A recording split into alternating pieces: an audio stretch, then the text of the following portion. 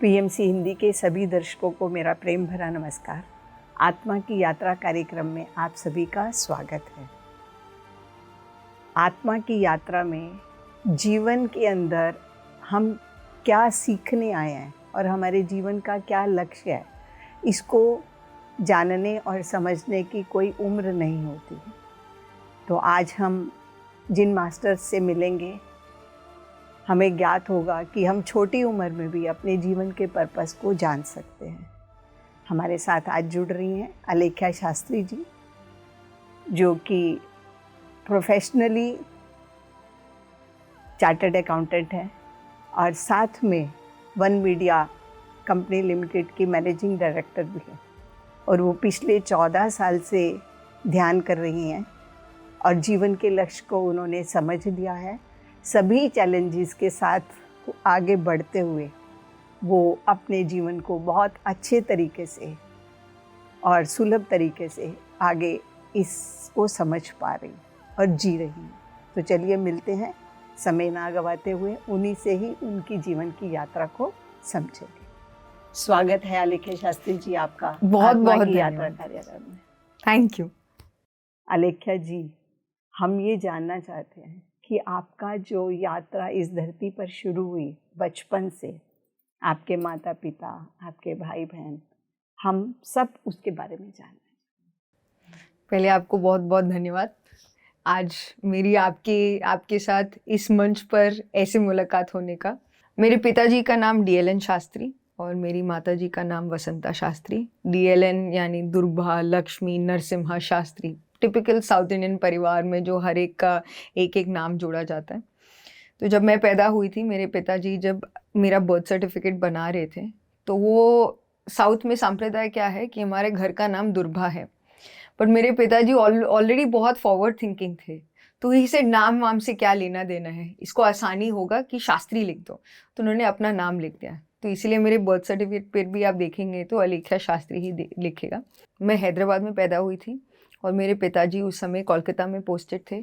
तो मेरे पैदा होते ही हम कोलकाता चले गए। तो आई थिंक तकरीबन मेरे पहले 3 साल मैंने कोलकाता में ही, रूपनारायणपुर और कोलकाता में ही बिताए हैं।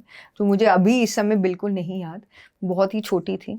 बट मुझे मेरी माताजी बताती हैं कि मेरे पिताजी रात को लेट, पूरा दिन मैं बहुत एक्टिव चाइल्ड थी, तो जब रात को जब पापा आते थे, मैं उनको नाना कहती थी, ही एंड मी, वो रात को लेट नाइट, मतलब सुबह, बिकॉज मैं जल्दी सो जाती थी तो पूरी रात मैं जगी रहती थी, तो वो अपना पूरा ऑफिस का काम करते हुए, बिकॉज मॉम इतनी टायर्ड हो जाती थी इतनी एक्टिव बच्चे करके, रात को पूरे समय डैड मेरे साथ रेडियो में वो जो गाने होते हैं वो सुनते थे। तो आज की डेट पर भी जब मुझे म्यूज़िक, हमारे फैमिली में हम सब म्यूज़िक के बहुत शौकीन हैं, तो आई थिंक वो कहीं ना कहीं वहाँ से आया है। एंड उसके बाद हम कोलकाता से शिफ्ट हो गए बॉम्बे। इसमें एक प्रश्न चाहूँगी कि जैसे आप कोलकाता में रही, ठीक है, कोलकाता की लैंग्वेज बंगाली है, क्या उसका इम्पैक्ट आपकी लाइफ में पड़ा? मेरे पिताजी को बंगाली बहुत अच्छी तरीके से पढ़ना और बोलना भी आता था, और जो भी हमारे फ्रेंड सर्कल है, जो भी बंगालीज थे, तो उनके साथ जब भी वार्तालाप होता था तो बंगाली का ही था।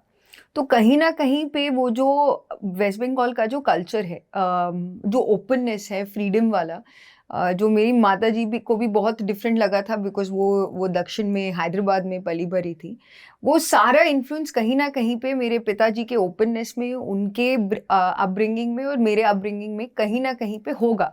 ऐसे हो ही नहीं सकता कि उसका प्रभाव पड़ा नहीं होगा। बट हाँ, बाय डिफ़ॉल्ट हम मेरे पिताजी और माताजी दोनों एक ब्राह्मण परिवार में पैदा हुए हैं। तो मेरा भी जो कल्चर है, अपब्रिंगिंग है, जो भी जो होता है ना, नामकरण करना, जो एक अन्नप्राशन करके एक पूजा होती है जिसमें बच्चे को सिलेक्ट करना होता है। मुझे कहा जाता है कि मैंने सब चीज़ सेलेक्ट किया था। गोल्ड, आई थिंक गोल्ड भी रखते हैं, मैंने गोल्ड को नहीं टच किया, बट बुक, पेन, पेपर, सारी चीज़ें जो वहाँ पर थी, हर एक चीज़ को पकड़ के मैंने पकड़ लिया था। तो मेरा बचपन तकरीबन, अगर मैं बोलूँ तो बहुत ही बाल्यावस्था में जब मैं थी, तो हम कोलकाता से, सो आई थिंक 2 इयर्स की थी मैं, जब हम कोलकाता से मुंबई शिफ्ट हो गए थे। मुंबई में हम प्रभा देवी में रहते थे। उस समय my father just started working with Sterlite industries, जो आज की डेट पर हम वेदांता इंडस्ट्रीज़ जानते हैं। एंड बॉम्बे में मुझे एक इंसिडेंट याद है, बिकॉज तब तक मेरी एक छोटी बहन है, तब तक वो पैदा नहीं हुई थी। बॉम्बे में एक इंसिडेंट मेरी माता जी मुझे बहुत जोवियली, मॉम एंड डैड जब होते हैं वो मुझे बताते थे कि एक दिन पापा ऑफिस जा रहे थे। Dad was very very very dedicated, मतलब ही लव्ड हिज वर्क। तो वो ऑफिस जा रहे थे और मैं बालकनी से उनको ऊपर, हम 9th या 10th फ्लोर में रहते थे, तो बालकनी से ऊपर मैं झांक के उनको देख के बाय बोल रही थी। वो नीचे ही जा रहे थे। उस समय फ़ोन वोन भी नहीं था, आप समझ लीजिए 93 94, सो लैंडलाइन होता होगा, बट वो बिल्डिंग इंटरकॉम ही था। और मैं बाय बोलते बोलते पीछे गिर गई। तो अपेरेंटली मुझे एक फिट आया कि मैं पूरी तरह से, मुझे फिट्स आके आई स्टार्टेड टू वो एक कुछ करने लगी। मेरी मॉम को इमीडिएटली लगा अरे इसको डॉक्टर के पास लेके जाना है करके उन्होंने नीचे, बिकॉज डैड नीचे ही थे, तो इंटरकॉम में सिक्योरिटी गार्ड को कॉल करके अरे उनको रोको रोको करके पापा को फ़ोन पे लाया, बोला इसको हॉस्पिटल लेके जाना है, she is having a fit, इसकी सर पे चोट लगी, वो गिर गई है पीछे। मेरे पिताजी बोलते हैं अभी समय नहीं है, शाम को लेके जाएंगे करके। पिताजी किसी भी चीज़ को बहुत बड़ा भी नहीं करते थे, बट उसको जो ड्यू इम्पोर्टेंस है, ही सेड हाँ शाम को, अरे वो ठीक हो जाएगी, कुछ नहीं है, शाम को हम देखेंगे करके।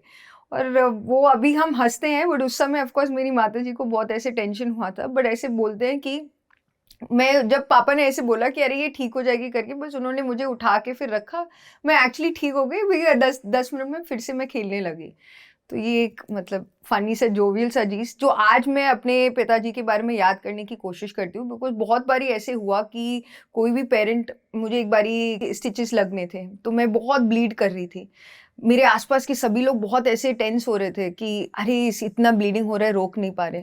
मेरे पिताजी बोल रहे कुछ नहीं, कॉफ़ी पाउडर डाल दो, कल सुबह जाएँगे, अभी तो संडे है, अभी कौन सा डॉक्टर रहेगा करके।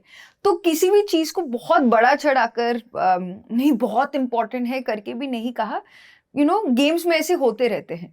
मुझे तेलुगु में एक कहावत है, आटलो अट्टिपंडु, खेल कूद में ऐसे बनाना की तरह ही है, केले की तरह ही है, चल जाता है। तो ये एक मैं समझ सकती हूँ कि मेरे परवरिश में ये बहुत एक स्ट्रॉन्ग चीज़ था कि गिरने पर कभी ये नहीं कहा कि अरे ध्यान से करो, गिरने दिया, रोकर उठकर खुशी खुशी सब कुछ हो गया। तो एक चीज़ जो मुझे मेरे माता, यही उन्होंने ही मुझे बताया कि ये इंसिडेंट कि मैं गिर गई, फिट्स भी आ गए, फिर भी डॉक्टर के पास नहीं गए थे, खुद ब खुद उठ गए, जो था जैसे है कि उठ के कर लो।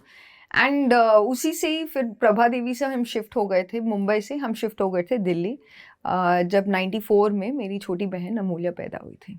तो हमारा परिवार ये है, एक छोटा सा, माता पिता, छोटी बहन, और हम फिर दिल्ली में कुछ साल रहे, फिर बॉम्बे गए, फिर दिल्ली वापस आए, फिर मैं बॉम्बे गई, फिर दिल्ली वापस आए। तो ये यात्रा दिल्ली बॉम्बे के बीच में काफ़ी चलती रही। मेरे नाना नानी के साथ मैं बहुत क्लोज थी एज अ चाइल्ड। मेरी नानी ने मुझे बहुत, मॉम उस समय जॉब करना चाहती थी, तो मेरे पिताजी ने भी इनकरेज किया कि चलो, ये प्रभा देवी की ही बात है, जो मुझे ये सब बताई बातें हैं, बट हर एक का एक एक नज़रिया है। तो नानी ने मुझे एक तरीके से बताया है, माँ ने एक तरीके से बताया, पापा ने भी एक तरीके से बताया।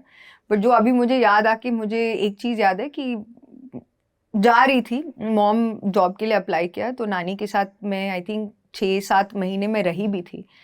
बट फिर उनको समझ में आ गया कि उसको वसंता के पास ही जाना है करके, तो वो सब वापस आ गए। तो और जब भी ऐसे होता था कि मॉम को एक बहुत अच्छा अपॉर्चुनिटी मिलता था जॉब में, एज ए सीनियर ऑफिसर काम करने के लिए, आई थिंक लास्ट उनको रेलवेज में, इंडियन रेलवेज में एक सीनियर ऑफिसर का रोल मिला था, एडमिनिस्ट्रेटिव ऑफिसर का।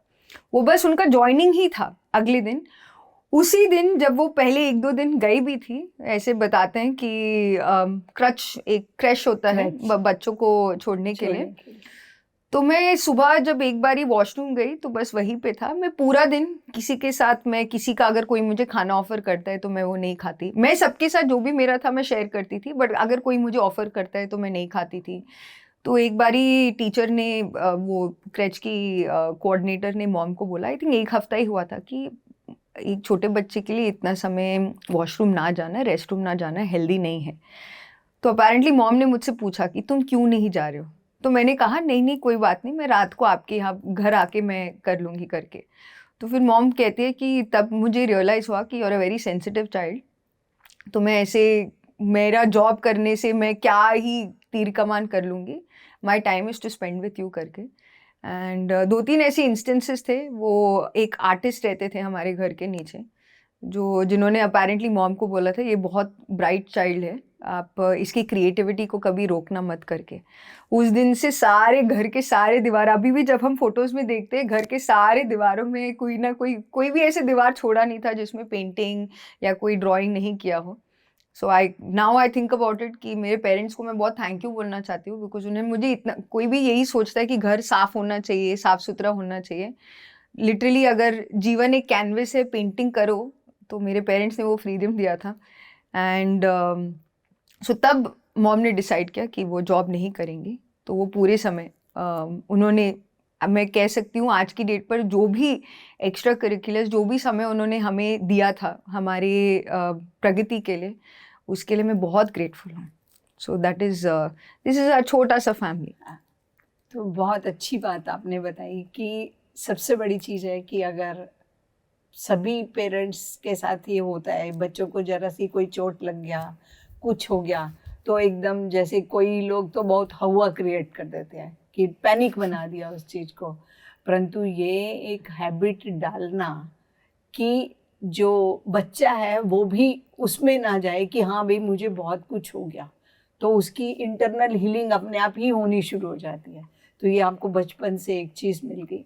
दूसरी चीज़ बहुत इम्पॉर्टेंट है लाइफ के लिए, और सभी पेरेंट्स के लिए भी इम्पॉर्टेंट आज की डेट में भी, कि बच्ची की जो क्रिएटिविटी है उसको उभारना, ये भी पेरेंट्स का एक काम है। यस, बहुत इम्पॉर्टेंट काम है। Yes. कि अगर, क्योंकि हम क्या करते हैं, ज़्यादातर क्या होता है समाज में, पढ़ाई, एजुकेशन, और उसकी क्रिएटिविटी नहीं है। तो जो उस सोल की, जो अपनी अंदर की जो उसकी खूबियां हैं, वो निकाल नहीं पाता बाहर।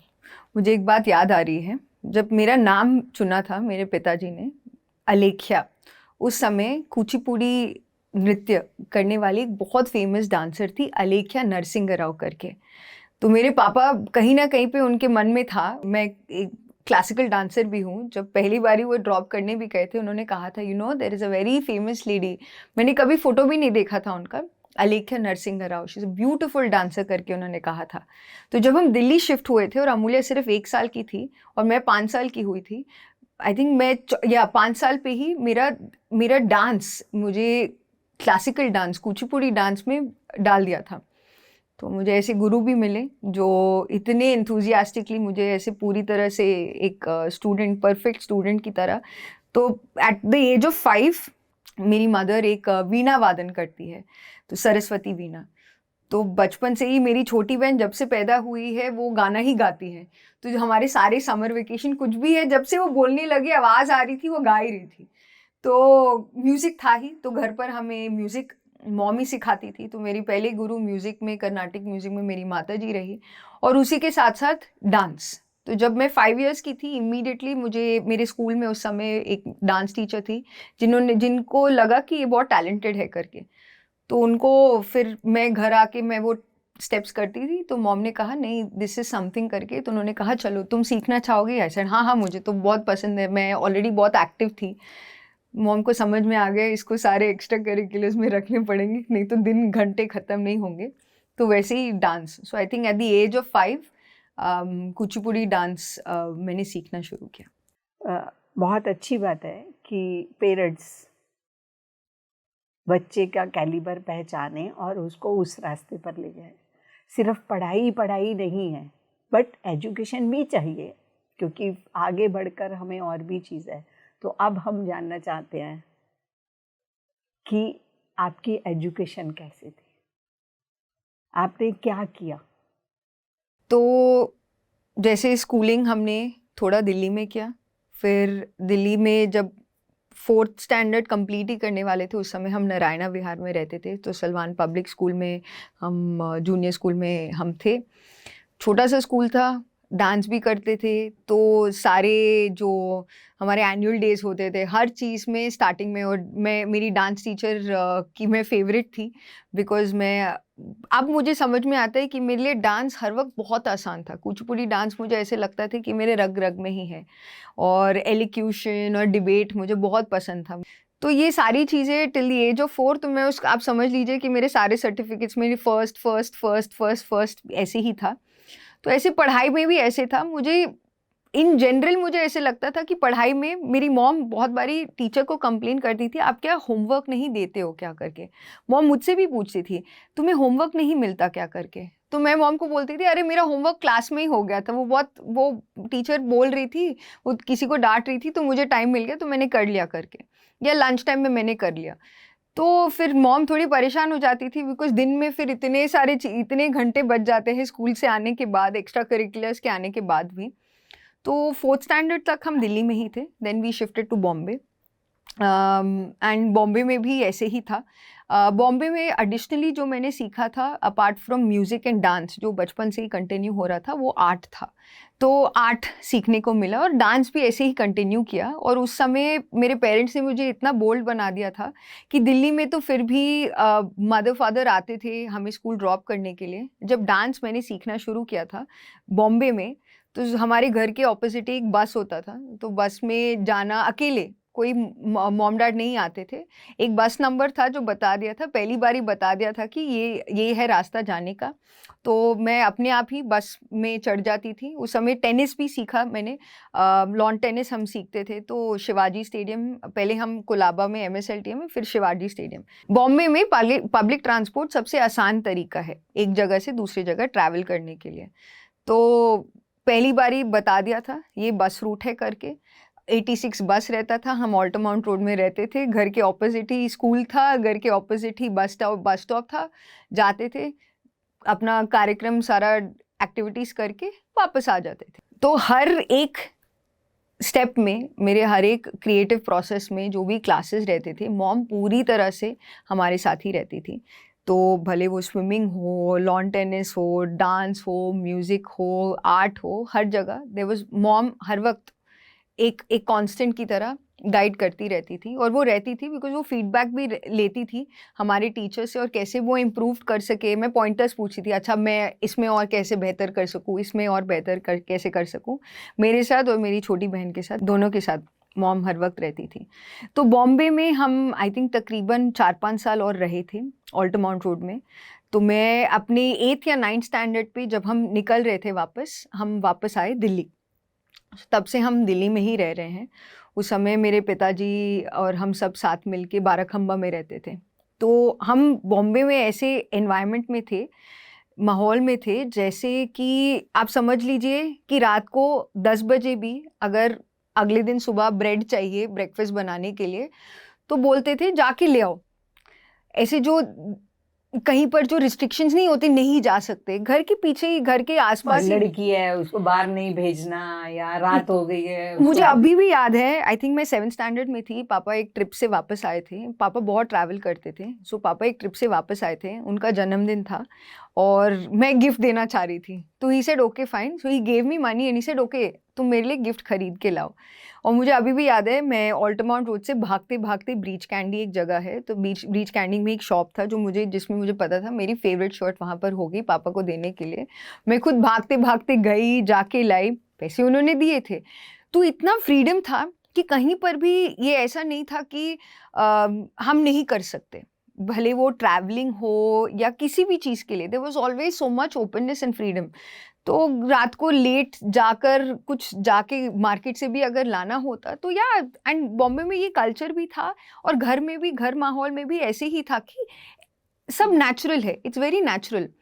तो जब हम दिल्ली शिफ्ट हुए थे वापस, हम बाराखंबा रोड में रहते थे। आपको पता ही है वो एरिया कैसी है कि सिर्फ एक बिल्डिंग है, वो एक एब्सोल्युटली कुछ भी नहीं है। बंगाली मार्केट अगर जाना है, वो ही एक पास वाला एक मार्केट है, आसपास कुछ भी किराना शॉप भी नहीं है। तो उस समय जब हम वापस आए थे, तो उस फ्रीडम वाले माहौल से जब हम दिल्ली आए, हमें सडनली लगा बहुत ऐसे हम कंफ्यूज हो गए थे एज किड्स, मैं और मेरी बहन, बिकॉज हमें इतना फ्रीडम दिया गया था।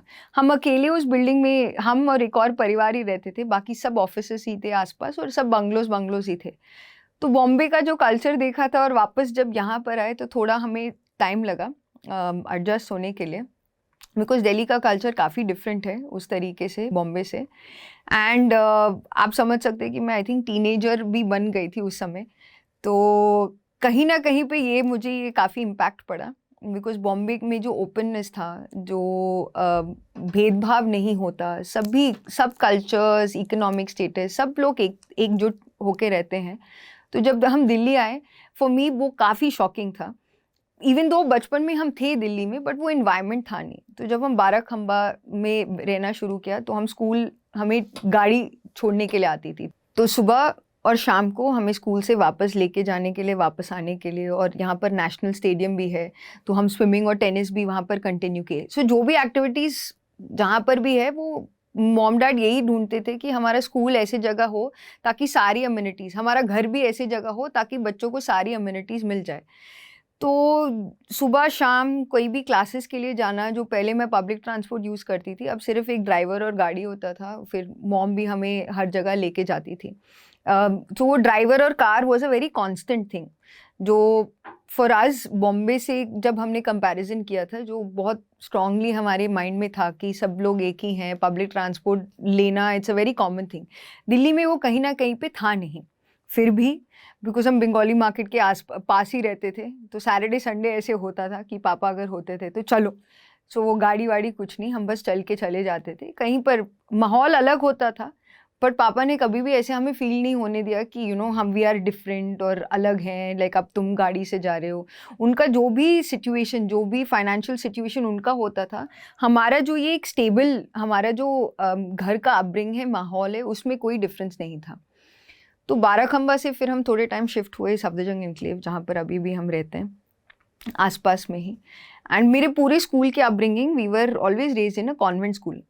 तो मॉम और डैड के मन में ये बहुत था कि बच्चे कॉन्वेंट स्कूल में जाएंगे, सो देयर ऑफ कोर्स एक परसेप्शन होता है, they are well read, English अच्छा बोलते हैं, दे वेल एजुकेटेड। तब तक एक स्ट्रगल था कि आईसीएसई ही। दिल्ली आए तो पूरी तरह से सीबीएसई था, एक दो ही स्कूल्स थे। तो इसके बीच में एक प्रश्न आ रहा है, क्योंकि अभी तक हमने जो सुना वो यही सुना कि आपका अच्छा ही अच्छा। तो क्या जीवन में ऐसा भी कोई पल आया जब आपको हार का भी सामना करना पड़ा? मतलब कि आप जैसे फर्स्ट आ रही हैं तो कभी सेकंड आ गई या थर्ड आ गई, तो कभी अंदर से फिर एक मन में वो बना रहता है, क्योंकि बच्चे को जिसको आदत पड़ चुकी है फर्स्ट की, वो सेकंड थर्ड भी आता है तो अंदर से उसको घुटन सी लगती है कि अब ये क्यों हो गया मेरे साथ। कभी ऐसा हुआ आपके साथ? मुझे कभी भी ये एहसास दिलाया नहीं गया, या मुझे बताया, अगर मैं फर्स्ट आई तो मुझे कुछ बहुत बड़ा के अरे तुम फर्स्ट आई कर भी कभी भी दिया नहीं था घर पर। यस, आपने अपना बेस्ट अटेम्प्ट किया ना, दैट इज ऑलवेज गुड। तो मुझे कभी भी मार्क्स या फर्स्ट रैंक आने के लिए मुझे मोटिवेशन नहीं बताया गया था घर पर। मेरे पिताजी और डेफिनेटली मेरी मदर एक ही चीज़ बोलते थे, आपने उस समय एंजॉय किया क्या, आपने अपना बेस्ट दिया क्या।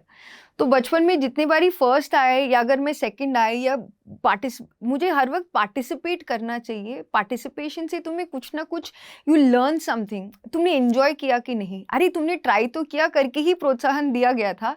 तो मुझे कभी अब मुझे फर्स्ट भी आज आप पूछ रहे हो तो मुझे याद है, बिकॉज वो सर्टिफिकेट मैं रिसेंटली देख रही थी। बट धीरे धीरे जो मेरा इन्वॉल्वमेंट कभी भी स्टेज के बीच में होना है या सबके सामने शाबाशी लेनी, वो मोटिवेशन दिया भी नहीं गया था, अंदर से भी नहीं था। हर वक्त था कि मैं कुछ नया कर रही हूँ। इस बारी मुझे एग्ज़ाम्स में भी, मुझे धीरे से, मैं जब सीए के एग्ज़ाम्स भी दे रही थी, मुझे एग्ज़ाम लिखने में बहुत रुचि थी। अरे मैं कुछ नया करूँगी। मुझे एग्ज़ाम क्वेश्चन पेपर, बहुत सारे लोग मेरे दोस्त भी बोलते थे what is wrong with you, तुम क्या तुम्हें एग्ज़ाम के पेपर में क्यों मज़ा आ रहा है। बट इतना पढ़ा है, पढ़ के अभी क्या सरप्राइज आएगा ना, एग्जाम में कुछ भी आ सकता है। तो फर्स्ट, मैं ये जैसे आप कह रहे हो कि फर्स्ट नहीं आए बट आपको फेलियर मिला क्या, तो मुझे कभी किसी को स्पेसिफिकली ऐसे याद नहीं है कोई एक मोमेंट जहाँ पर मैं फर्स्ट से सेकंड आई तो मुझे बुरा लगा। हाँ, मैं कंसिस्टेंटली आई थिंक जैसे जैसे मैं बड़ी होती गई, रैंक वैंक था नहीं, but I was always a good student. मेरी टीचर भी यही बोलती थी, ए प्लस, किसी सब्जेक्ट्स में जैसे हिंदी, ऐसे कोई सब्जेक्ट में बी आ जाता था, एक्स्ट्रा करिकुलर्स में ऑलवेज ए। एंड अगर ए बी भी आ जाता है तो कभी भी ऐसे था नहीं कि अरे बी आ गया करके, ए पाने के लिए कभी नहीं कोशिश किया, वो आ जाता था, ठीक है, एंजॉय करते हुए करना। सो मेरे 10th स्टैंडर्ड पर भी अरे ये बोर्ड का एग्ज़ाम है, बोर्ड का क्लास है, ना मेरे पिताजी ने ना मेरी माताजी ने स्कूल में भले बोलते थे अरे this is your board class, exam है ठीक है अच्छे से पढ़ो करके ही बोला था। तो जब ऐसे भी टाइम हुआ है कि मेरे बोर्ड एग्ज़ाम्स के एक दिन पहले, आई स्टिल रिमेंबर, मेरे 12th स्टैंडर्ड या 10th स्टैंडर्ड में ही उसके इंग्लिश एग्ज़ाम, बोर्ड एग्ज़ाम के पहले, मैथ्स एग्ज़ाम के पहले, मॉम, उस समय वाटर का मूवी रिलीज़ हुआ था बाय मीरा नायर, तो मॉम ने बोला चलो हम मूवी देखने चलते हैं करके। तो एक दिन एग्ज़ाम के पहले, तो कभी इतना जोर नहीं था कि एग्ज़ाम्स है, you should do your best, you should study, your basic should be strong. तो कभी भी मैं ट्यूशन्स के लिए भी इतना नहीं गई थी, बिकॉज टीचर अगर क्लास में समझाती है तो मेरा क्लास वर्क वहीं पे हो जाता था, होमवर्क भी वहीं पे हो जाता था। पर जब टीचर बताती थी मुझे बहुत इंटरेस्ट आता था। तो जब मैंने 11th और 12th में कॉमर्स लिया था, मेरे टीचर्स बहुत डिसअपॉइंट हो गए। मेरे टीचर्स ने बोला नहीं, she such a bright student, she should take science, इसको साइंस लेना चाहिए। पर मेरे अंदर में बहुत क्लियर थी कि साइंस में बहुत पढ़ाई करनी है, और मुझे बचपन से ही ऐसे था कि पढ़ाई ऐसी नहीं होनी चाहिए जिसमें आप बस कुछ पढ़ो, लिखो और ख़त्म कर दो। 10th स्टैंडर्ड तक जो भी हमने सीखा, मैं बहुत, भले वो इंग्लिश लिटरेचर हो या हिस्ट्री हो, सब्जेक्ट इज़ ब्यूटिफुल। हम इंडिया के बारे में इतना कुछ सीखते हैं, अपने बॉडी के बारे में इतना कुछ सीखते हैं, बट 11th स्टैंडर्ड में जब उन्होंने साइंस बोला कि मार्क्स के लिए, वो मुझे पसंद नहीं था। तो मैंने अपने पिताजी को बहुत क्लियरली बोल दिया था कि देखो मुझे इतनी पढ़ाई नहीं करनी साइंस वाली, जिसमें पढ़ते रहो, मुझे मेरा लाइफ एंजॉय करना है। तो पापा ने मुझे बताया देखो ह्यूमैनिटी, और मुझे ह्यूमैनिटीज़ में इंटरेस्ट था, बट पापा ने बोला लेके इफ़ यू टेक ह्यूमैनिटीज़ तुम्हारे ऑप्शंस कम हो जाएंगे। तो आई लाइक ठीक है, कॉमर्स आसान है ना, ठीक है मैं कॉमर्स कर लूँगी। तो इसी बहाने मैंने कॉमर्स ले लिया था, और सही मायने में एक्चुअली मैंने बहुत एंजॉय किया। मेरे 11th और 12th में जो साइंस स्टूडेंट्स थे, मुझे पसंद आता था तो मैं साइंस स्टूडेंट्स की क्लास में भी चली जाती थी, बिकॉज सब्जेक्ट पसंद था। आज की डेट पर भी मैं फिज़िक्स, जब अगर मैं कोई बुक पढ़ती हूँ, मेटाफिजिकल बुक, और उसमें फिज़िक्स वाला पार्ट रहता है, आई एंजॉयड थॉरली। पढ़ाई के लिए होनी चाहिए, ना केवल मार्क्स लाने के लिए। ये बचपन से ही बताया गया था, माइंड में भी फिट था, तो एजुकेशन भी वैसे ही किया। तो जब कॉमर्स कंप्लीट किया, 12th स्टैंडर्ड कंप्लीट किया, फिर पापा ने ऑप्शंस दिए और बोला अच्छा अब तुम्हारे पास ये ऑप्शंस है। तो घर पर ऐसे ही परवरिश थी कि सारे ऑप्शंस बताए जाते थे, आपको क्या सही लगता है आपके लिए, आप वैसे करिए करके बताया था। तो पापा ने ऐसे बहुत स्ट्रक्चर्ड पॉइंट्स में लिखते हैं, तो उन्होंने बताया, लिखा if you can do law, आप CA कर सकते हो, आप ये कर सकते हो, वो कर सकते हो, ऑप्शंस। ये आई थिंक फरवरी का टाइम था, मैंने कोई भी फॉर्म नहीं फिल किया। मेरे सारे दोस्त अब्रॉड जाने वाले थे, तो मैंने भी सोचा ठीक है चले जाएंगे। पापा ने बोला you have to earn your education, you have to, आपको पता होना चाहिए आप क्या करना चाहते हो, ऐसे ही नहीं करके। ये एक माइंड था कि मैं बस पढ़ाई के लिए नहीं करना चाहती। इंजीनियरिंग तो ख़त्म हो गया, बिकॉज मेरे घर पर सभी लोग आइदर इंजीनियर्स थे या डॉक्टर्स थे। तो ये एक माइंड में फिट हो गया था कि बस डॉक्टर कट हो गया, इंजीनियरिंग कर नहीं सकते, तो व्हाट आर दी ऑप्शंस। सो जब ऑप्शंस बताए पापा ने, उस समय तक लॉ का कंप्लीट हो गया था, तो ऑप्शन था नहीं। तो ही सेड अब क्या, तो लेट, तो he said 1 year you have an option, you can take a drop year. ऐसे नहीं कौन 1 साल में बोर हो जाऊंगी करके। तो CA का फॉर्म वो प्रिंट आउट लेके आए और उन्होंने बोला फिल द फॉर्म, ताकि मैं खुद देखूं कि मैं भर क्या रही हूँ, किसके लिए। तब तक CA क्या है कुछ भी मुझे नहीं पता था। हाँ, स्कूल में आए थे करियर काउंसलर्स, मैंने ज़्यादा सुना नहीं था, बिकॉज मैंने कॉमर्स तो एन्जॉयमेंट के लिए लिया था। मुझे क्या था, ठीक है कॉलेज जाना है, वो स्टैंडर्ड जो प्रोसीजर होता है। बट जब मेरा 12th बोर्ड्स कंप्लीट हुआ और अभी CA का पेपर लिखना था, तब पापा ने कहा कि जो भी कर रहे हो 100% अटेम्प्ट करके करना, what ever you do in life. और अभी भी मुझे याद है, बिकॉज उन्होंने मुझे क्लियरली बोला था, जो भी आप अपने लाइफ में करो 100% अटेम्प्ट करके करो, विथ योर 100% एफर्ट। रिजल्ट जो भी हो, हमारा एफर्ट 100% होना चाहिए। तो तब तक मैंने CA को ज़्यादा सीरियसली नहीं लिया था, बट फिर मैंने उनको बोला कि एक जो टॉपिक्स हैं जिसमें मुझे मे बी हेल्प चाहिए हो तो मे बी मैं एक ट्यूटर को ढूंढती हूँ। तो फिर ऐसे ट्यूटर आए, वो भी 3-4 क्लासेस के लिए आए, CA पास हो गए एंड CA के एग्ज़ाम्स में पास हो गए। तो I think 100 was the limit, मेरा बिल्कुल 102 ही आया मार्क्स। वो मुझे भी नहीं याद था कि मैंने पेपर दिया था, कंप्लीट हो गया। पापा एक दिन सुबह उठ के बोले, अलेख्या रिजल्ट आ रहा है तुम्हारा। मेरे कजिन्स आए हुए थे, हम समर वेकेशन मना रहे थे बोर्ड एग्जाम्स के बाद। तो रिजल्ट आया एंड उन्होंने बोला congratulations. I looked at him and I said अब क्या करना है मुझे, मैंने एग्ज़ाम तक तो दे दिया, उसके बाद क्या है। एंड रियली अगर आज मैं आपके साथ ये शेयर करके मुझे याद आ रहा है कि इतना प्रैक्टिकल एजुकेशन क्यों CA मैंने पढ़ा। उन्होंने मुझे उनके CA ने समझाया था कि जो आप पढ़ते हो उसी को ही आप इम्प्लीमेंट करते हो प्रैक्टिकली लाइफ में। यानी कि एजुकेशन सिर्फ थियोरी नहीं है जो बुक्स में पढ़ा रहता है, इसका प्रैक्टिकल एप्लीकेशन आप जॉब में भी या जो भी कार्य में करते हो आप देख सकते हो। तो मेरी CA की पढ़ाई भी ऐसी हुई, मैंने कभी भी ज़्यादा फोर्सफुली पढ़ने के लिए नहीं पढ़ा।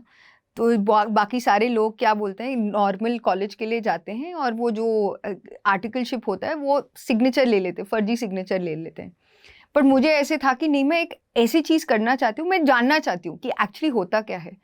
मैं उस समय आई थिंक 17 या 18 ईयर्स की थी जब मैंने अपना आर्टिकलशिप शुरू किया। और आप कह सकते हैं कि तब से लेके अब तक मेरा कॉलेज प्रैक्टिकल एक्सपीरियंस, मेरे दोस्त होते थे, मैं दिल्ली यूनिवर्सिटी का एक्सपीरियंस लेना चाहती थी तो उनके कॉलेज में जाके जो भी क्लासेस मुझे पसंद था मैं अटेंड कर लेती थी। बट माय प्राइमरी वाज कि मैं अपना आर्टिकलशिप में ऑफिस में बैठ कर मैं जो अपने CA की पढ़ाई है उसका प्रैक्टिकल इम्प्लीमेंटेशन मैंने सीखा। आलेख्या जी, जैसा कि आपने CA भी कर ली, तो जब आप एजुकेशन कर रही थी तो उस समय आपके पास कोई चैलेंज आया या कुछ ऐसा इंस्टेंस जिसकी आपको आज भी मेमोरी है और उसने आपकी लाइफ को चेंज किया?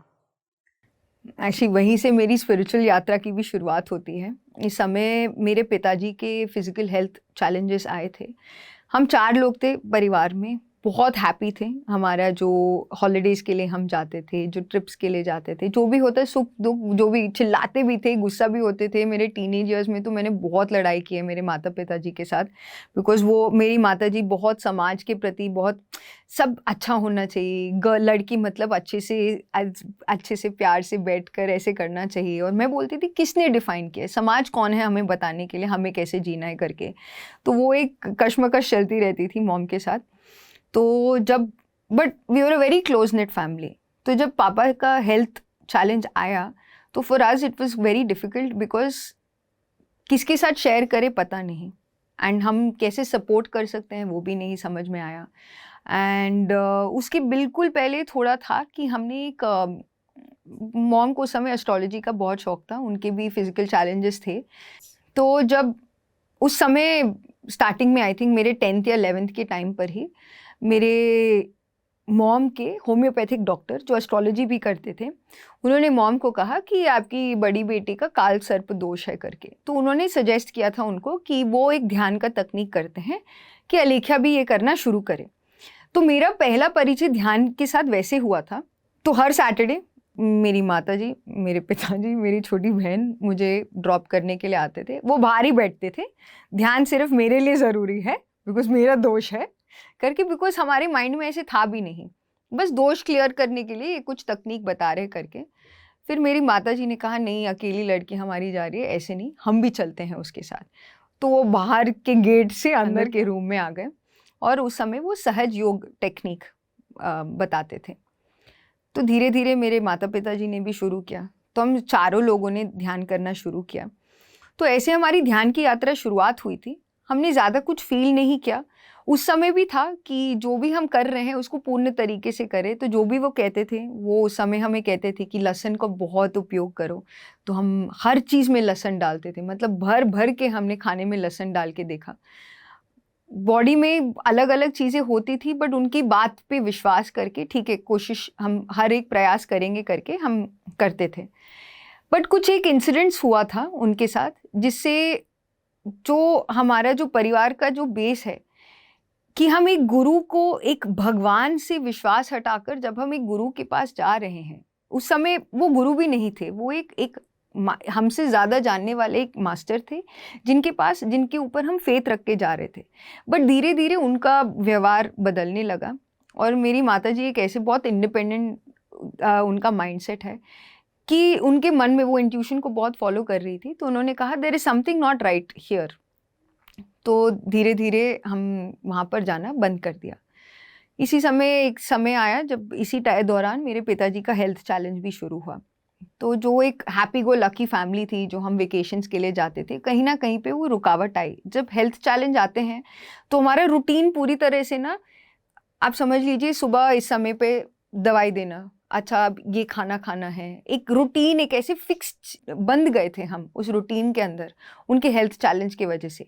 और किसी को वो पसंद नहीं आ रहा था, वो खुद खुश नहीं थे बिकॉज वो उसके ऊपर कंट्रोल नहीं पा रहे थे। और हम छोटे भी थे, मॉम अकेली भी थी, क्या शेयर करना है किसके, जो एक हंसी वाला माहौल था वो कहीं ना कहीं पे हम मायूस हुए थे। और मेरे पिताजी उस समय HCL में बहुत सीनियर पोजीशन में, सीनियर VP के पोजीशन में काम कर रहे थे। एंड डॉक्टर ने कहा कि तुम्हें एक लेस स्ट्रेसफुल जॉब लेना चाहिए शास्त्री करके, उनके न्यूरोलॉजिस्ट ने सजेस्ट किया। और इसी दौरान नागपुर में एक इंडस्ट्रियलिस्ट के पास गए थे जॉब के बारे में बात करने के लिए। और Mahesh Malu ji, who is the managing director of Malu industries उस समय, उन्होंने मेरे पिताजी को इंटरव्यू के दौरान बुक्स दिए। शास्त्री, ये जगह तुम्हारी ही है, ये तुम्हारा ही है, आप समझ लो, जब तुम कल से भी ज्वाइन करना चाहते हो अब आ जाओ। पर तुम्हारे हेल्थ प्रॉब्लम्स के लिए उन्होंने 2 बुक्स दिए थे, spiritual science, spiritual India, white book by Ramta, and I think एक और द सीक्रेट भी दिया था। ये जब पापा घर वापस लाए, नागपुर से वापस आए पापा, मॉम के साथ शेयर किया। और पहली बारी इन दोनों ने जब ध्यान किया और मॉम ने देखा कि इनके जीवन में इनके फिजिकल बॉडी में कुछ चेंज आ रहे हैं, बिकॉज वो फ्रेश दिखने लगे, मेरी माताजी ने शुरू किया। और मेरे घर पर एक ध्यान की एक नई लहर शुरू हुई, जहाँ पर रेगुलरली 6 महीने लगातार मेरे पिताजी ने ध्यान करके अपने आप को पूरी तरह से हील कर दिया। इसी समय मैंने अपना CA की पढ़ाई भी मैं कर रही थी।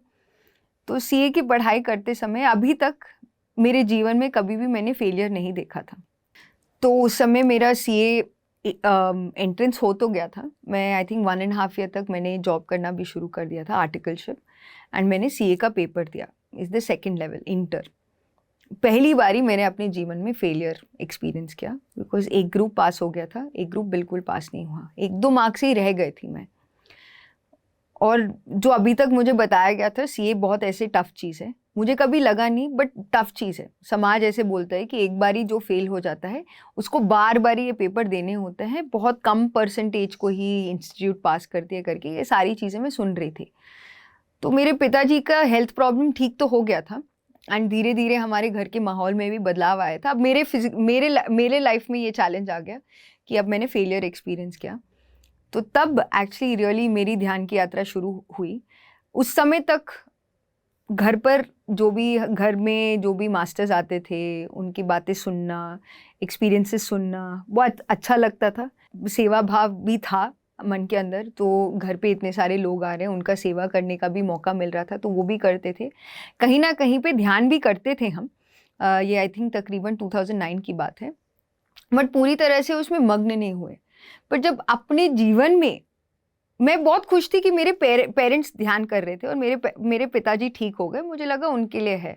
पर जब मेरे जीवन में मुझे एक चैलेंज आया, एक फेलियर के तौर पर, कि मुझे अब क्या होगा, डर बैठ गया था मन में, अनजाना सा डर कि क्या हो पाएगा कि नहीं, डाउट कि हो सकता है क्या नहीं होगा। समाज से मिला था डाउट, वो आ गया। वो पूरी तरह से मन में आ गया था। तो कहीं ना कहीं पे मुझे मेरी ध्यान की यात्रा उस डर से बाहर आने के लिए, अपने आप को और पावरफुल बनाने के लिए मेरी ध्यान की यात्रा शुरू हुई। एंड इस दौरान मैं 2 मास्टर्स को ज़रूर एक्नॉलेज करना चाहती हूँ, Bhanuprasad sir and Premnath sir.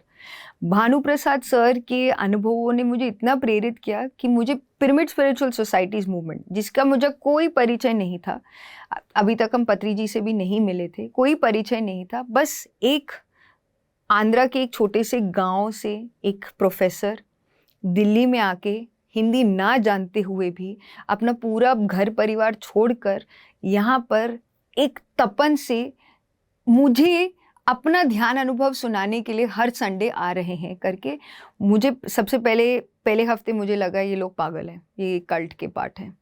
दूसरा हफ्ते मुझे लगा क्या इन लोगों को ऐसे मिल रहा है कुछ, तो मैंने बहुत पूछताछ की, आपको क्या मिलता है, आप कब से कर रहे हो। उनका ऐसे चीर फाड़ा कि जो भी मास्टर आता था मैं उनसे क्वेश्चन ही पूछती थी, कुछ तो होगा, बिकॉज मेरा मन पूरी तरह से समझ नहीं पा रहा था। और मन यानी कि माइंड इस पॉइंट पे कि क्या ऐसे उनको मिल रहा है कि वो अपना पूरा घर परिवार छोड़कर अकेले यहाँ पर एक रेंटेड अकोमोडेशन में, मे बी उनको खाना भी अच्छे से नहीं मिल पा रहा होगा, वो यहाँ पर बैठकर प्रचार भी पूरी तरह से पता नहीं था किसी की, एक साउथ इंडियन के घर पर आकर एक छोटी सी लड़की को ध्यान बताने के लिए उनको क्या प्रेरणा मिल रही थी।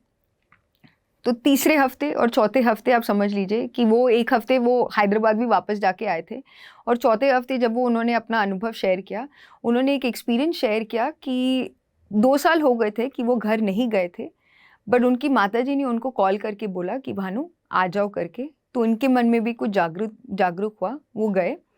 ये एक्सपीरियंस मेरे लिए बहुत इंपॉर्टेंट था, बिकॉज इस एक्सपीरियंस ने मेरे मन के अंदर एक स्ट्रॉन्ग फेथ पैदा किया कि there is something in meditation. इनको कुछ ऐसी, मैं अपने माइंड से इसको नहीं मेरा माइंड तभी भी लॉजिकली उसको नहीं समझा पा रहा था, बट इनको कुछ एक ऐसा ब्लिस मिल रहा है, एक ऐसा विश्वास है उनको कि जिसकी वजह से उनका जीवन का मकसद ही है कि वो हर एक को ध्यान सिखाए। ये क्या फीलिंग है जो ये महसूस कर पा रहे हैं, मैं भी महसूस करना चाहती हूँ करके। एक्चुअली जब संडे जब क्लास होता था मैं नहीं बैठती थी, उस संडे से मैंने बैठना शुरू किया। कुछ उनको मिल रहा है इससे। वो बोल रहे थे अरे ध्यान करोगे तुम्हें समझ में आएगा, ध्यान करोगे तुम्हें समझ में आएगा, तुम भी इसी रास्ते पे चलोगे करके भानु सर बोले। मैंने बोला अरे ऐसे तो नहीं है, जब तक मैं समझूंगी नहीं मैं करूँगी नहीं। बट उस दिन जो उन्होंने अनुभव शेयर किया था अपनी माताजी के साथ, और वो एक इंसिडेंट था, उनकी माताजी ने शरीर छोड़ दिया था, सिर्फ उनके चेहरे को देखने के लिए वो इंतज़ार कर रही थी। जो वो एक्सपीरियंस शेयर किया, मेरे मन को जो लॉजिकल माइंड है वो बंद हो गया, और मन में एक इच्छा जागृत हुई कि मैं भी एक्सपीरियंस करना चाहती हूँ। वो क्या है वो चीज़ जो ये महसूस कर रहे हैं, जिसके वजह से वो प्रचार कर रहे हैं। तो मेरी ध्यान की यात्रा शुरुआत हुई थी एक क्वेस्ट पर, जानने के लिए कि वो फीलिंग क्या है। तो मैं पढ़ाई करते समय मैं ध्यान करती थी, पिरामिड के नीचे बैठ के ध्यान करती थी, पिरामिड के नीचे बैठ के मैं पढ़ाई करती थी। ऐसे ही था कि ज़्यादा से ज़्यादा समय मैं पिरामिड के नीचे ही बैठती थी। जिस पिरामिड के नीचे बैठकर मेरे पिताजी ने अपनी स्वयं की हीलिंग की, घंटों घंटों ध्यान कर मैं उसी पिरामिड के, ऐसे हो गया था सोफ़ा को मैंने पिरामिड के नीचे, मॉम ने ऐसे अच्छा सा माहौल बना दिया था। तो एक हाईली एनर्जेटिक इन्वायरमेंट में मैंने कभी भी अपनी पढ़ाई में 3 या 4 घंटे से ज़्यादा पढ़ाई किया ही नहीं मेरे सीए की पढ़ाई के लिए। और इसी दौरान एक और इंसिडेंट जो मैं प्रेमनाथ सर का बता रही थी, किसी कारणवश उन्होंने मेरे पिताजी को कॉल किया, ब्रह्मश्री प्रेमनाथ जी, कि हाँ सर नॉर्थ इंडिया में एक ऐसे तेलुगु मास्टर मिले हैं करके। तो पिताजी को कॉल किया, तो उस आई थिंक अगले 2-3 दिन में मेरा पेपर आने वाला था। उन्होंने कहा नहीं सर मुझे तो आप अभी ध्यान में मुझे कुछ नहीं आ रहा करके। तो किसी बात पर मेरे पिताजी ने कहा कि अलेख्या मेरी बड़ी बेटी है, उसका एग्ज़ाम है करके, वो एग्ज़ाम के लिए प्रिपेयर कर रही है। तो प्रेमनाथ सर ने कहा आप उनको बोलिए मुझे कॉल करने के लिए। प्रेमनाथ सर पूरी तरह से इंट्यूशन भी, मुझे वो शब्द भी नहीं पता था उस समय तक। इन लोगों से जो मास्टर्स जो हमारे संडे हमारे घर पर आते थे, मारुति सर, लिंगा रेड्डी सर, उनसे सुनती थी, बट इंट्यूशन क्या है पता नहीं था। तो प्रेमनाथ सर ने मुझे कॉल करने के लिए कहा। मैं अपने मॉम के ऊपर चिल्ला रही थी, आप क्या मतलब आप लोग कर रहे हो, आप मेरे पीछे क्यों पड़ गए हो, मेरा एग्ज़ाम मेरी मर्जी, मैं कर रही हूँ ना ध्यान, आप क्यों मतलब आप किसी और पर्सन को क्यों घुसा रहे हो मुझे अनुभव कराने के लिए करके। बट फिर भी एक था कि कहा है उन्होंने रिस्पेक्टफुली, तो रिस्पेक्ट के साथ तो हमसे बहुत बड़े हैं, तो उनसे फ़ोन पे बात हुई मेरी प्रेमनाथ सर से। तो प्रेमनाथ सर जैसे आप जानते ही हो, उन्होंने बोला अलेख्या ध्यान में बैठ जाओ। मैं ऑलरेडी सोची हूँ मैं कहाँ, मेरे पेरेंट्स कहाँ इस फिर से एक अंधविश्वास में पड़ रहे हैं कि कौन ऐसे फ़ोन पर बैठकर ध्यान, तो क्रॉस करके वो सब होता है।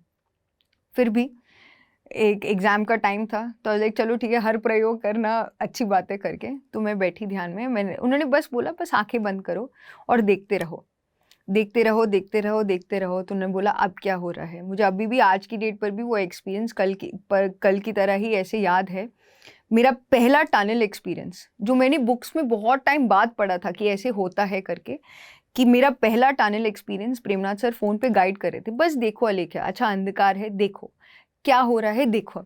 देखते देखते देखते मैं उस टनल में जा रही थी। उस टनल के एंड पर प्रकाश था। उस प्रकाश एक एक गोलाकार बन गया, जो एक बहुत ब्राइट गोल्डन लाइट था। उस गोल्डन लाइट के अंदर जब मैं और देखती गई तो मैंने देखा वहाँ पर एक बहुत बड़ा बुद्धा का एक आकार था जो खुद ध्यान कर रहा था। तो मैं अपने आप को, मैं कौन थी, माइंड में चल रहा था कि ये क्या हो रहा है, मैं क्या देख रही हूँ। बट उसी समय मैं जो देख भी रही थी कि मैं ही थी उस विजन में, और मैं उस बुद्धा के आकार के सामने मैं ध्यान कर रही थी। पूरा प्रकाश प्रकाश। और देखने लगी तो मैं बाहर बैठी हुई थी ध्यान करते हुए, और ये बुद्धा के आकार में जो एक मूर्ति थी, मैं और वो एक हो गए। और तब मेरे आंखों के सामने पूरी तरह से प्रकाश, इतना प्रकाश कि मुझे लग रहा था कि मेरी आंखें खुली है क्या करके। माइंड में जो डाउट था उस समय, जो भी था कि मैं क्या कर रही हूँ, पूरी तरह से शांत होकर इतना आनंद, इतना आनंद, इतना आनंद, टीयर्स आ रहे हैं मेरे आंखों से। मैं सर को थैंक यू भी बोल रही हूँ, ऐसे मैं कुछ बोल भी रही हूँ उनको, बट जो मन में जो मैं अनुभूति कर रही थी उसको शब्दों में वर्णन नहीं कर सकते। प्रकाश का अनुभव होना, बिकॉज तब तक कुछ भी नहीं, माइंड में कुछ थॉट नहीं था, कोई भावना नहीं थी, कोई फीलिंग नहीं था, कुछ विचार, कुछ भी नहीं। बस ये था कि जो है वो परफेक्ट है, वो संपूर्ण है, वो कंप्लीट है। और वो आनंद जो मैंने महसूस किया, मुझे समझ में आ गया कि इसको मन से नहीं समझ सकते, माइंड से नहीं समझ सकते। तब जो भानु सर ने कहा अरे तुम ध्यान करोगे तुम्हें समझ में आएगा करके, मुझे समझ में आया कि yes, this is meditation.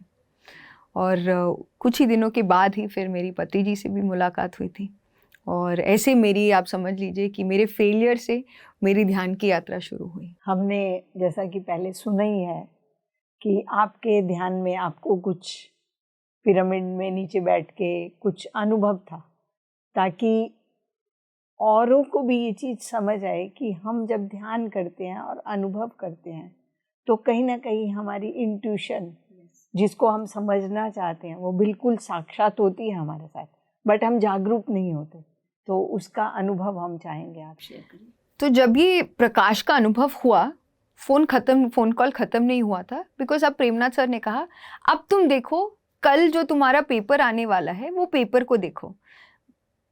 Immediately एक ऐसे मेरे सामने एक पन्ने आ गए, और मैं ऐसे देख रही हूँ, सारे क्वेश्चंस मैं देख रही हूँ, और सर ने कहा कि पेन और पेपर रख लो और देखो क्या क्या तुम देख रहे हो करके, और लिख लो करके। तो मैं क्वेश्चन वाइज, मैं टॉपिक वाइज लिख रही थी, this topic, this topic, this topic करके, और ख़त्म हो गया। और मैंने सर को धन्यवाद भी दिया और कहा thank you very much sir, मुझे बहुत अद्भुत अनुभव हुआ। तो उन्होंने कहा जो ये तुमने लिखा है ये तुमने अपना पेपर ही देखा है करके, तो प्रेपरेशन अच्छे से करो करके बोल के, ऑल द बेस्ट करके उन्होंने फ़ोन रख दिया। और मैं खुद देख रही हूँ, और मैं देख रही हूँ मैंने क्या लिखा है, और मैंने टॉपिक वाइज एग्जैक्टली क्या क्या मुझे उस समय दिखा था, मैंने टॉपिक वाइज लिख रखा था। तो मैंने वही जाके, मैंने पढ़ाई तो की थी, बट मैंने रिविज़न उन पे बहुत ज़ोर करके किया था। फीलिंग आया, किया। अगले दिन जब मैं पेपर देने गई तो 2 मिनट पहले मैं हर वक्त ध्यान करती थी। तो उस समय, उस पीरियड में जो मैंने सीखा था तकनीक, ध्यान करके मैंने आंखें खोला तो पेपर मेरे सामने था, मुझे आंसर करना था। तो बस मैं देख रही थी, 5 मिनट बोलते कि क्वेश्चन पेपर को देखना चाहिए, और मैं क्वेश्चन पेपर देख रही थी एक के बाद एक, और मैं हंस पड़ी। सब लोग मेरे आसपास देख रहे हैं कि क्यों हंसी, और मैं इतने ज़ोर से हंस रही हूँ बिकॉज मुझे विश्वास नहीं हो रहा कि कल जो मैंने देखा था पेपर में और जो मैंने लिखा था, जो मैं प्रिपेयर करके आए, बिल्कुल एग्जैक्ट वही चीज़ मेरे सामने उस पेपर में दिख रही थी। तो एक, जो आप कह सकते हैं कि मैं, तब तक मुझे इंट्यूशन क्या है वो पता भी नहीं था। मैंने पेपर को देखा नहीं कि इंट्यूशन के माध्यम से क्या हो सकता है, वो पॉसिबिलिटी को मैंने टैप इन किया था। मेरे लॉजिक इस समय मेरे लॉजिकल माइंड और मेरे स्पिरिचुअल माइंड दोनों एक हो गए थे, बिकॉज उस पेपर में मुझे 75 मार्क्स यानी कि डिस्टिंक्शन से ज़्यादा मार्क्स मिले थे उस पेपर में। परफेक्टली जो देखा था वही, जो ध्यान के माध्यम से जो मुझे दिखा था वही चीज़ मेरे एग्ज़ाम में एज इट इज़ आई। तो एक बार ही नहीं, ये 3-4 बारी ऐसे हुआ है। जो 2-3 बारी जो इसके बाद भी जो इंसिडेंट हुए थे, जब भी मैं पढ़ाई करती थी, पढ़ाई करने के बाद मैंने एक टेक्निक अपना लिया कि पढ़ाई करने के बिल्कुल बाद मैं 5 मिनट अपने बुक्स के साथ ध्यान करती थी। जो भी मुझे लगता था कि नहीं ये वाला पॉइंट मुझे और गहराई से पढ़ना चाहिए या इस टॉपिक को मुझे और ब्रश अप करना चाहिए, वो मैं करती थी। और बिल्कुल एक दिन पेपर के पहले एक एग्ज़ाम में ऐसे हुआ था कि मेरी कज़िन सिस्टर भी सीए के लिए, हमारे पूरे फैमिली में सिर्फ 2 ही सीएज़ हैं, मैं और वो मेरी बहन कज़िन सिस्टर। तो उसने मुझे कॉल करके बोला कि यार मुझे समझ में ही नहीं आ रहा, और she is a genius child. तो आज लाइक इसको समझ में नहीं आएगा तो मैं क्या ही करूँगी करके, बट मैंने उसको बोला रुक जा यार, 1 घंटे के बाद मुझे कॉल कर। 1 घंटे में मैंने ध्यान किया और मैंने बस उसको बोला चलो let's start, let's do a revision करके। मैंने उसको आई थिंक 8 या 9 क्वेश्चंस, एक जो हमारे पास्ट 100 अटेम्प्ट्स के जो पेपर्स आते हैं वो पेपर मैंने निकलवाया और मैंने बोला चल इसको करते हैं, इसको करते हैं, इसको करते हैं, इसको करते हैं कर करके एक दिन एग्जाम के बिल्कुल पहले सिर्फ वही क्वेश्चंस रिवाइज किए, बिकॉज सिलेबस बहुत ज़्यादा था। अगले दिन पेपर में देखा तो सिर्फ वही क्वेश्चंस आए। मेरी बहन मुझे कॉल करके बोलती है तू क्वेश्चन पेपर देख के आई क्या, तुझे कैसे पता? ना लाइक, एंड उस समय मैंने देखा भी नहीं था, बस एक इंट्यूशन, मेरे बुक्स मेरे सामने थे, मैं ध्यान करती थी, एक इंट्यूशन कि पेपर में ऐसे ही आने वाला है, बिल्कुल वही आता था। ये नहीं है कि मैंने पढ़ाई नहीं किया है, मैं अच्छे से पढ़ाई करती थी, बट रिवीजन में क्या रिवीजन करना है, अपनी एफर्ट को कैसे स्ट्रीमलाइन करना है वो कर पाए। तो एज अ स्टूडेंट ध्यान के फ़ायदे तो मैंने अनेक लाभ उठाए हैं कि ध्यान से कंसंट्रेशन कैसे इंक्रीज़ होता है, मेमोरी पावर कैसे इंक्रीज़ होती है, एंड मोस्ट इम्पॉर्टेंटली आपका इंट्यूशन कैसे डेवलप होता है। बिकॉज मैं पढ़ाई करने के लिए पढ़ रही थी, मुझे नॉट बिकॉज मुझे किसी डिग्री पाने के लिए नहीं था, मुझे जेन्युइनली मेरे सब्जेक्ट में रुचि थी। बट जो समाज के लिए जो भौतिक स्तर पर जो पेपर, मार्क्स और डिग्री की आवश्यकता है, वो मुझे ध्यान ने बहुत आसानी से पाने के लिए मदद किया था। So that is my experience with meditation as a student. बहुत अच्छा। अलेख्या जी, जैसा कि हमने सुना, सीखा, अब तो मुझे भी ऐसा लगता है कि मुझे भी दोबारा से बचपन में चले जाना चाहिए और एक नए पेरेंट्स के माध्यम से शुरुआत करनी चाहिए। पर आज की डेट में भी कोई बुराई नहीं है कि आज की डेट में भी अगर मैं ये चीज़ें सीखती हूँ, समझ लेती हूँ, तो मैं अपने आने वाली आगे की पीढ़ियों को भी ये बात बता सकती हूँ। तो समाज के लिए आपने बहुत ही अच्छा मैसेज दिया, बहुत बहुत धन्यवाद आपका, क्योंकि आपके उसके पास बहुत ज्ञान है, आपकी इस यात्रा में आपके बहुत अनुभव है।